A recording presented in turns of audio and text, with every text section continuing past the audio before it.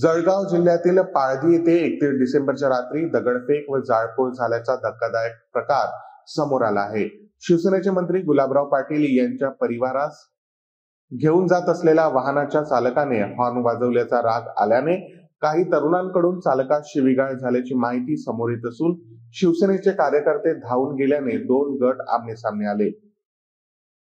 दोन गटात झालेल्या वादातून एका गटाकडून पाळधी गावात दगडफेक जाळपोळ करण्यात आली. यामुळे परिसरात तणावाचे वातावरण निर्माण झाले. या घटनेची माहिती मिळताच पोलीस पाळधी गावात दाखल झाले असून दगडफेक व जाळपोळ करणाऱ्यांनी पळ काढल्याने पोलिसांनी परिस्थितीवर नियंत्रण मिळवले. तसेच रात्री उशिरापर्यंत दगडफेक व जाळपोळ करणाऱ्यांच्या पोलिसांकडून शोध सुरू आहे. समोर झालेल्या माहितीनुसार जळगाव जिल्ह्यातील पाळधी येथे 31 डिसेंबरच्या रात्री दगडफेक व जाळपोळीची घटना घडली असून मंत्री गुलाबराव पाटील यांच्या परिवारास घेऊन जात असलेल्या वाहनांच्या चालकाने हॉर्न वाजवल्याचा राग आल्याने गावातील काही तरुणांनी चालकास शिवीगाळ केल्याची माहिती समोर आली आहे.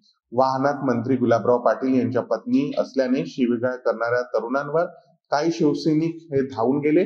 त्यामुळे दोन गट आमनेसामने आले आणि त्यातूनच ही दगडफेक व जाळपोळीची घटना घडल्याची माहिती समोर आली आहे.